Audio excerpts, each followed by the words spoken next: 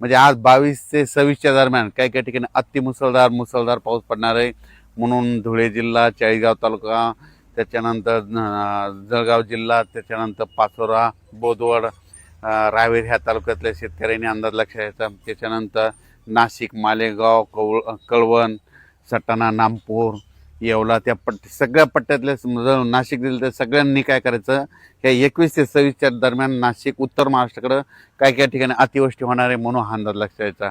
अतिवृष्टी झाल्यामुळे वडी नाल्यांना, नद्यांना पूर देखील येणार आहे म्हणून हे देखील लक्षात घ्यायचं। म्हणजे त्याच्यानंतर मुंबईला देखील अतिमुसळधार पाऊस पडणार आहे। त्याच्यानंतर इगतपुरीकडे देखील चांगला राहणार आहे।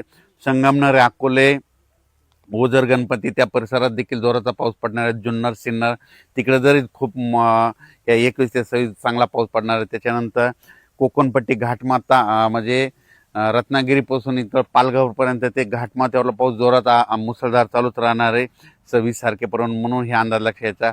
पुण्याकडे देखील खूप पाऊस पडणार आहे। पुण्याच्या पश्चिम भागाकडे खडकवासला धरण क्षेत्रामध्ये, लाभ क्षेत्रामध्ये तिकडे देखील पाऊस पडणार आहे म्हणून एखाद्या खडकवासला धरणातलं पाणी देखील सुटू शकतं म्हणून सतर्क राहण्याची गरज आहे। नदीकाठच्या शेतकऱ्यांना आपण आपल्या मोटर काढण्याची तयारी ठेवावी। त्याच्यानंतर इकडं महाबळेश्वरकडे देखील 21 ते 26च्या दरम्यान खूप जोराचा पाऊस पडणार आहे। काही ठिकाणी अतिवृष्टी होईल, मुसळधार पडणार आहे। त्याच्यामुळे कोयना धरणामध्ये पाण्याच्या साठ्यात वाढ होणार आहे। एका दिवस हे कोयना धरण ह्या 8 दिवसामध्ये भरू शकतं म्हणून हे अंदाज देखील त्या कोयना धरणाच्या लाभ क्षेत्रात लक्षात येतात। त्याच्यानंतर उजनी धरण म्हणजे उजनी धरणामध्ये काय झालं, उजनीला पाऊस, उजनीचा जो कॅचमेंट एरिया इकडं पुणे जिल्हा हे परिसर आहे, तर पुणे जिल्ह्याकडे खूप पाऊस पडणार आहे। त्याच्यामुळं उजनीचं जे कॅचमेंट एरिया त्या परिसरात पाऊस पडल्यामुळे उजनी त्या धरणात देखील आवक येणार आहे म्हणून उजनीवासियाच्या लाभ क्षेत्रासाठी आनंदाची बातमी। त्याच्यानंतर इंदापूर, पुणे त्या परिसरात देखील 21 ते 26 चांगला पाऊस पडणार आहे म्हणून अंदाज लक्षात यायचा। अहिल्यानगर जिल्ह्यामध्ये 22 तारखेपासून ते 26 जुलैपर्यंत चांगला पाऊस पडणार आहे म्हणून अहिल्यानगरच्या सर्व शेतकऱ्यांना अंदाज लक्षात ह्या पावसामध्ये कोणताही भाग वंचित राहणार नाही अहिल्यानगर जिल्ह्यातला म्हणून त्यांनी हे अंदाज लक्षात यायचा। पुणे जिल्ह्यात देखील कोणताही भाग वंचित राहणार नाही म्हणून हे देखील अंदाज लक्षात यायचा। त्याच्यानंतर सोलापूर जिल्ह्यामध्ये 26 तारखेपर्यंत पाऊस पडणार आहे, चांगला पडणार आहे। इकडं जसं अतिवृष्टी तितका नाही पडणार पण तुमच्या इकडे पिकाला लागेल तसा पडणार आहे म्हणून हा अंदाज लक्षात यायचा। त्याच्यानंतर बीड जिल्ह्यात देखील आज 22 तारखेपासून ते 26 जुलैपर्यंत चांगला जोराचा पाऊस पडणार आहे। काही ठिकाणी ओढे नाले वाहतील, काही शेतामध्ये पाणी साचल, काही ठिकाणी रिमझिम पडेल, पण 26 तारखेपर्यंत चांगला पाऊस पडणार आहे। बीड जिल्ह्यातला अंदाज लक्षात यायचा। जालना देखील चांगला पाऊस होणार आहे।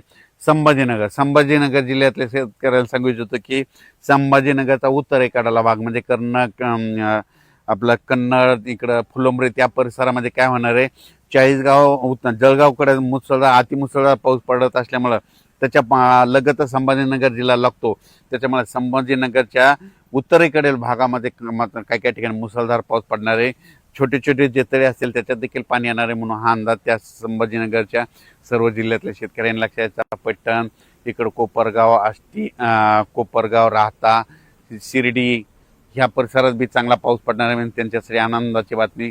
त्याच्यानंतर आपण परत परभणी जिल्ह्याकडे वळू। परभणी जिल्ह्यामध्ये आज 22 तारखेपासून ते 26 तारखेपर्यंत चांगला जोराचा पाऊस पडणार आहे, रिमझिम राहणार आहे, काही भागात जोरात पडणार आहे म्हणून हा अंदाज लक्षात यायचा।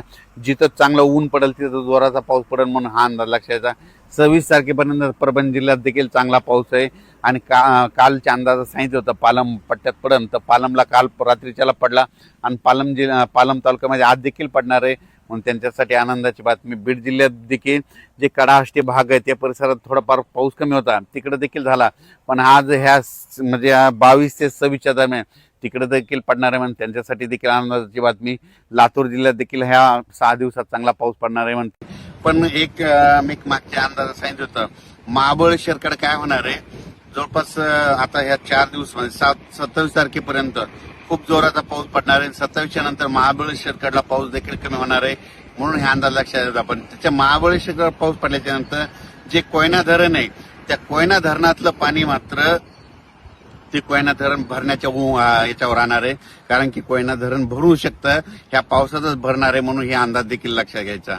त्याच्यानंतर राज्यात सांगायचं झालं तर ठिकठिकाणी म्हणजे आज नागपूरकडे, भंडारा, वर्धा, गोंदिया सगळीकडे जवळपास चांगल्या स्वरूपाचा पाऊस सुरू होणार आहे. म्हणून